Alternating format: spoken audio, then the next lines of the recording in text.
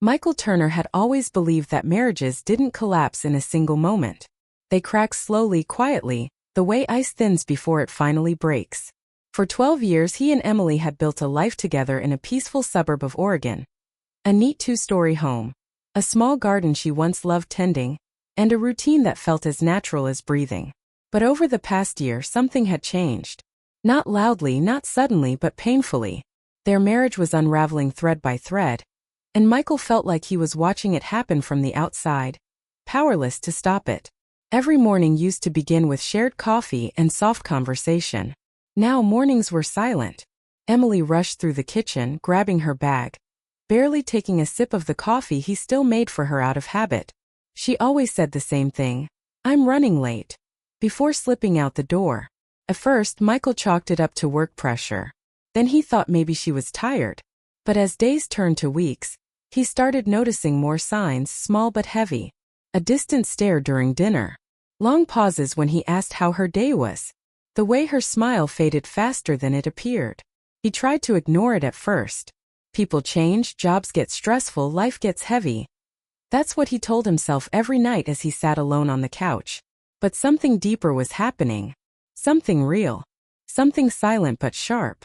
It felt like Emily had drifted to a place he couldn't reach, and no matter how hard he tried, he couldn't follow. The evenings were the worst. Michael worked from home, running a small digital design company. He had time, space, and the painful clarity to notice every shift in his wife's behavior. Emily used to text him during the day little things like, "Miss you," or "Look at this dog I saw." Now hours passed with nothing. She'd come home late, drop her keys on the counter, and walk straight to the bedroom with a tired, "I'll talk later." Later never came. Michael wasn't the type to pry. He didn't want to be controlling or suspicious. But the distance gnawed at him. It didn't feel like anger or resentment coming from her.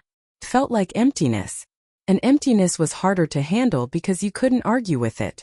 You couldn't fix silence if you didn't know where it came from. One Friday evening he tried to break the routine. He ordered her favorite takeout, Thai food, and set the table like he used to. Soft lights, warm atmosphere, even the candles she liked. He hoped maybe she'd see the effort and open up. But when she walked in, she barely glanced at the table. "Oh, that looks nice," she said quietly, but her voice carried no energy. She sat down, picked at her food, and stared at her plate more than at him. She looked exhausted, like she was carrying something heavy inside and didn't know how to set it down. Michael watched her carefully. Her eyes were red, maybe from stress, maybe from tears. Her shoulders seemed heavier. She barely touched her meal. He waited for the right moment to ask what was wrong, but she excused herself halfway through dinner and went to take a shower. He sat alone at the table, listening to the faint sound of running water, wondering how a home once filled with laughter had grown so quiet. The next morning, he woke to find her already dressed, hair still damp from a rushed shower, tying her shoes at the front door. It was Saturday. She never left early on weekends. "You're heading out?" he asked, rubbing the sleep from his eyes. "I just need some air," she replied.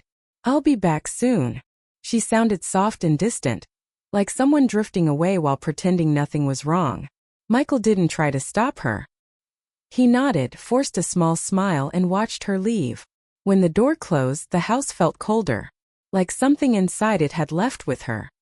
He spent the next several hours trying to keep himself busy, cleaning, working, organizing. But Emily stayed on his mind. Every movement felt heavy because he could sense something growing between them, an invisible wall built of secrets he didn't understand. Each day she returned home looking slightly more fragile, slightly more lost. But she never offered explanations, and he didn't know how to pull the truth from someone who barely looked at him anymore. Despite the growing tension, their conversations never escalated into arguments. There were no slammed doors, no harsh words. The calmness between them felt unnatural, like they were both trying too hard not to disturb something fragile. And somehow that quiet hurt more than any fight ever could. One evening, something unexpected happened. Emily walked through the door later than usual, her eyes wet as if she had been crying in the car. She wiped her face quickly, as though she didn't want him to notice, but he saw the redness, the slight tremble in her hands. She tried to walk past him, but he stepped forward gently. He said softly, "Talk to me." She froze. For a moment Michael thought she would finally let everything spill out. But she only whispered a quiet "I'm sorry," her voice breaking just enough to shake him. Then she slipped past him and went straight to the bedroom, shutting the door without locking it but still creating a barrier he didn't know how to cross. That single apology stayed with him all night. It didn't sound casual. It didn't sound like she was sorry for being late. It sounded emotional. Heavy. Like she was sorry for something much deeper than the surface suggested. He replayed it in his mind again and again as he lay awake in their bed. Her soft, trembling voice, the way she couldn't look at him, the exhaustion etched into her features. Something was happening to Emily. Something she wasn't saying. Something she didn't know how to express. The next day didn't bring answers, only more distance. She moved around the house like a quiet shadow, avoiding long conversations and offering short smiles that didn't reach her eyes. Michael kept watching her, trying to understand the heartbreak hidden behind her silence. He wanted to fix it, whatever it was, but how could he mend something he couldn't see? Their marriage wasn't full of storms or fights. That would have been easier. Instead, it was freezing over. Slowly, quietly, bit by bit. And he felt helpless watching the woman he loved slip further away. One night, as they lay in bed, 2 feet apart that felt like miles, he stared at the ceiling and tried to remember the last time she held his hand. The last time she laughed freely. The last time she looked at him with warmth instead of tired eyes. It hurt because he still loved her deeply, but he didn't know how to bring her back. He didn't know it yet, but they were standing at the edge of a turning point. One that would shake both of their lives. A moment was coming that would reveal truths he never expected, feelings she never shared, and fears they both carried alone. But in that moment all Michael knew was this. His marriage was falling apart, and he didn't understand why. And somewhere in the quiet he felt a deep, painful question forming in his heart. Was Emily disappearing because she didn't love him anymore? Or because she was hurting in a way he couldn't see? He didn't know the answer. But soon he would. Very soon. Because one shocking night was only days away, and it would flip everything upside down. Rain fell in heavy sheets the night everything changed. It wasn't the calm drizzle Oregon was known for. It was loud pouring, shaking the windows, swallowing the street in silver. Michael sat alone on the couch, staring at the muted television, trying to ignore the storm outside and the one inside his chest. Emily had texted that she was working late again. No explanation, no reassurance. Just the same vague message he had received so many nights in a row.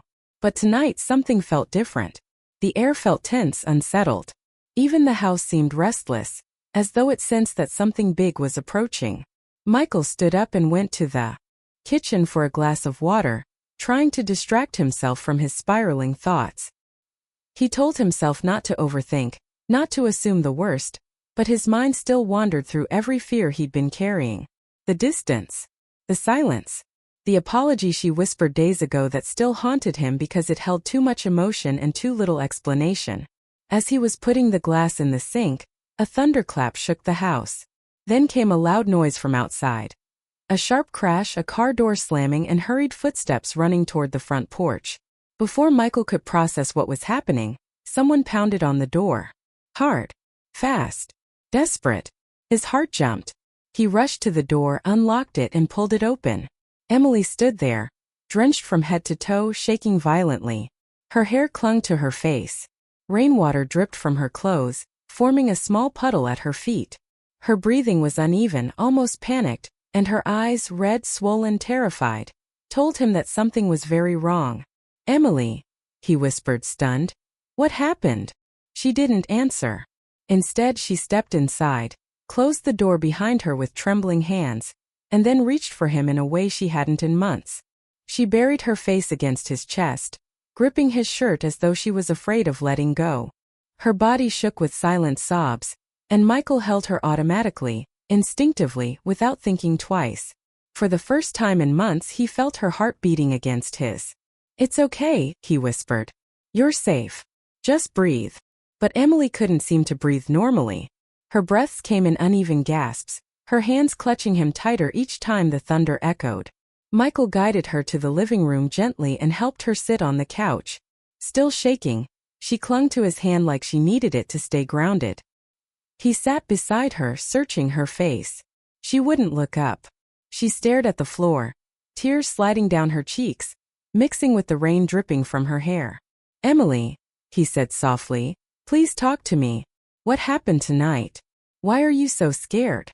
She swallowed hard, wiped her face with the back of her hand and tried to speak, but her voice was barely more than a whisper.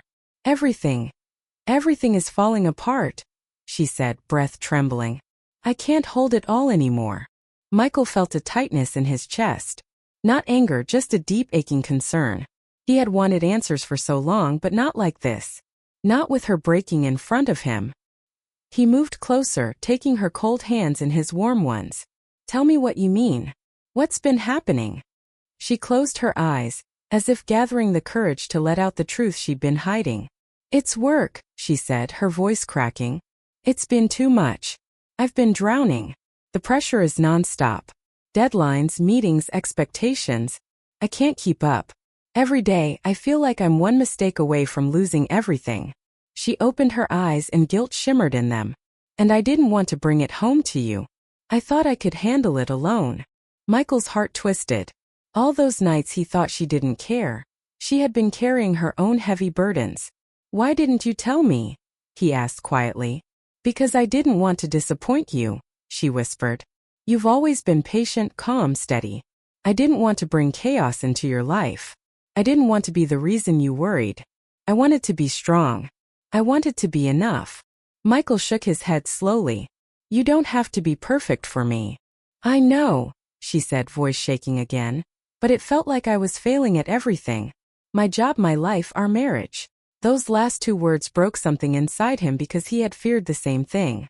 Emily took a shaky breath. "I didn't pull away because I stopped loving you. I pulled away because I didn't know how to ask for help without feeling like I was falling apart." Michael's throat tightened. So many nights he had wondered whether love was fading. Now he realized she had been hurting in silence, not running away. He squeezed her hand gently. "I wish you had come to me. You don't have to face everything alone." She nodded, tears falling faster now. I know. I didn't know how. I was scared. And tonight," she stopped, voice trembling. "Tonight something inside me snapped. I felt like I couldn't breathe. I left work early, and when the storm hit, it made everything worse. I started panicking in the car. I didn't know where else to go. I just needed to come home." Home. The word hit Michael hard because for months, it hadn't felt like she saw him that way anymore. But tonight she ran to him. That meant something. Emily looked up at him, then really looked at him, and he saw fear and sadness and guilt all mixed together. But beneath all that, he saw the same woman he fell in love with, kind, emotional, trying her best, even when she was lost. "I thought I was losing you," she whispered. Michael froze. "Losing me? You were the one drifting away." She shook her head weakly. "No. I thought you were getting tired of me. You seemed disappointed when I didn't talk. You seemed distant too. I convinced myself that maybe you were better without me needing you so much." He stared at her in disbelief. Everything they had both misunderstood now lay between them like a quiet confession. Two people, hurting for the same reason, thinking the other no longer cared. "Emily," he said gently, brushing a tear from her cheek. "I wasn't distant because I didn't care. I was distant because I didn't know how to reach you anymore. I was afraid anything I said would push you further away." She took a shaking breath. "I never wanted to push you away. And I never wanted to lose you," he said. For the first time in a long time, she leaned into his chest willingly, resting her head against him. He wrapped his arms around her, holding her as the rain continued pounding against the house. The storm outside didn't matter anymore. The real storm had been inside their hearts. As she breathed against him, he could feel her slowly relaxing, as if months of tension were unwinding. Her voice softened. "I should have told you," she whispered. "I'm sorry. I didn't know how to carry everything." He kissed the top of her head gently. "You don't have to carry anything alone. Not with me." For a while they sat in silence, not the cold silence they had gotten used to, but a warm one, a healing one, the kind that comes when truth finally surfaces. Emily eventually pulled back a little, her eyes softer, though still red from crying. "There's more," she said quietly. Michael tensed slightly. "More." She nodded, looking down at her hands. I felt like I'm losing control of my life. And every day I was terrified that you were slipping away too. Tonight I realized I can't keep quiet anymore. I can't keep pretending I'm fine when I'm breaking inside. He nodded slowly. Then don't pretend anymore. I'm right here. Talk to me. Always. Emily looked up with a fragile smile, a real one, small but real. I want to try again, she said. With us. With everything. I want to fix what's broken. Before Michael could answer, thunder rolled outside, shaking the windows once more. But the fear in Emily's eyes didn't return. Not like before. Now she was grounded, supported, held. He squeezed her hand. We'll get through this. She leaned into him again, whispering a soft, trembling truth. I was never drifting because of someone else. I was drifting because I was scared. But tonight, I realized how much I still need you. Her words filled him with hope he hadn't felt in months. But even with this moment of honesty, something heavy still lingered in the air. Something neither of them fully understood yet. Because the night wasn't over. And the truth Emily revealed was only the beginning. The deeper truth, the one hiding beneath her fear, was coming next. And it was going to change everything. The storm was gone by morning. But the house still felt heavy with everything that had happened the night before.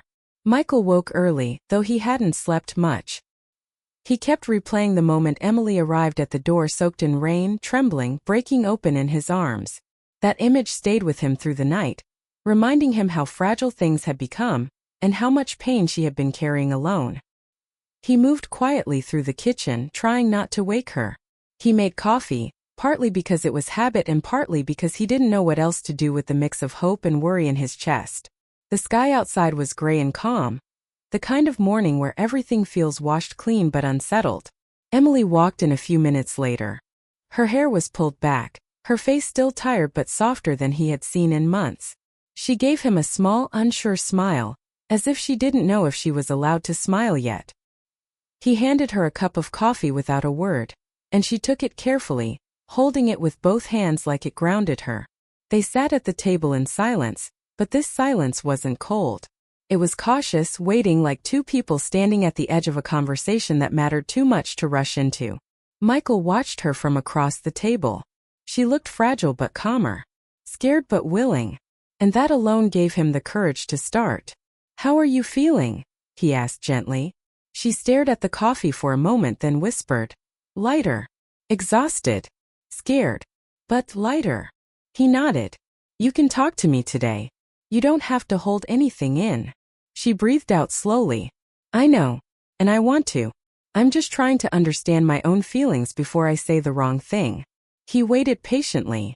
Emily took another breath, steadier this time, and finally met his eyes. Last night wasn't just about work, she said. Something in his chest tightened. He stayed quiet, letting her continue. It started with work, she admitted. But it didn't end there. I've been overwhelmed for months. I felt like I was losing control of everything. But the worst part was feeling like I was losing myself. And losing us. She paused, pressing her fingers against her forehead as if trying to push back tears. I didn't talk because I didn't want to look weak, she continued. And the more I hid, the more I drifted. I convinced myself that if you saw how broken I felt, you would stop believing in me. Michael leaned forward. Why would you think that? She looked down.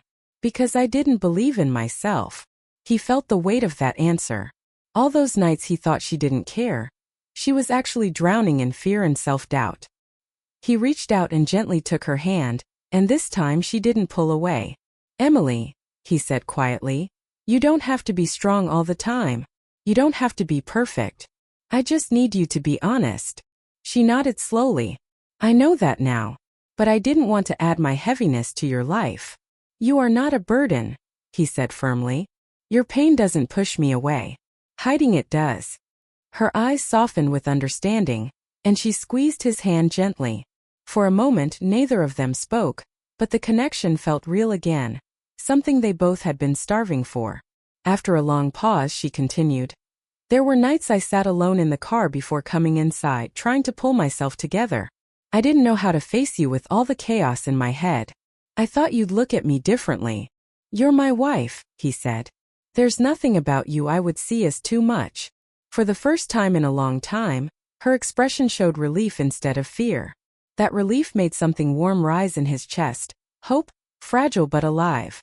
Last night, she said softly, I was sitting in the parking lot after work, feeling like I couldn't breathe. I almost drove somewhere else. I almost kept running. But then, the storm hit, and I realized something. She paused. Michael waited. I realized that the only place I wanted to be was here, she whispered. With you. Even if I was falling apart. Even if I didn't know how to explain it. I just needed to come home. Those words reached him in a place deeper than she probably realized. For months he had feared she didn't see him as home anymore. Hearing it now felt like sunlight breaking through weeks of clouds. He pulled her gently into a hug. She melted into him, resting her forehead against his shoulder. He stroked her back slowly, letting her breathe. After a while she said softly, I want to fix this. I want us to be okay again. We can be, he whispered. We will be. But we have to rebuild together. No more holding things in. She nodded against his shoulder. I promise. I'm done pretending. They sat like that for a long time. No rush. No pressure. Just two people finally letting down their walls. As weeks passed, things didn't magically fix themselves, but small changes started to shine through. Emily came home earlier. She talked more slowly at first, cautiously but honestly. Michael listened without judgment. He checked in on her without smothering her. They took evening walks again like they used to. They cooked dinner together instead of drifting into separate rooms. And little by little warmth returned to their home. There were still moments when she grew quiet, when old fears tried to rise again. But she didn't hide them anymore. She spoke up even if her voice shook. And every time she did, Michael felt their connection strengthen. One night, while sitting on the back porch under soft string lights he installed years ago, Emily looked at him with gentle eyes, the kind he hadn't seen since before everything started falling apart. I feel like myself again, she whispered. I didn't think I'd get here. Michael took her hand, brushing his thumb across it. You weren't lost. Just scared. She smiled faintly. You held me together when I couldn't hold myself. He shook his head. No. You found your way back. I just stayed beside you. There was silence after that, but not the cold kind that used to hurt. This silence felt like peace. Like understanding. Like a second chance. Weeks turned into a month, and the heaviness that once suffocated their home slowly lifted. Their laughter returned, not loud or constant but real. Their conversations became longer again. She opened up about work stress. He opened up about his fears. They didn't avoid hard topics anymore. They faced them together. One quiet evening, Emily curled beside him on the couch, resting her head on his chest. She traced slow, soft circles on his hand and whispered, We almost lost each other. Michael kissed her forehead gently. But we didn't. She closed her eyes, letting the warmth of his voice settle into her heart. No, she whispered. We didn't. The moment felt like a promise, soft, steady, full of healing. A promise that love didn't fade because life grew heavy. A promise that they could rebuild not by ignoring what hurt, but by choosing each other even when things felt fragile. Michael looked down at her, holding her close, and felt something he hadn't felt in a long time: certainty. Hope. Love, steady and strong, just waiting for them to reach for it again. Emily whispered one last thing before drifting into peaceful silence. Thank you for not giving up on us. Michael held her a little tighter. I never will. And in that quiet moment, with the storm long gone and the air calm around them, they understood something simple and powerful. Sometimes love breaks not because it's ending, but because it's asking to be rebuilt. And when two people choose to rebuild, even after fear and silence and heartbreak, love comes back stronger than before.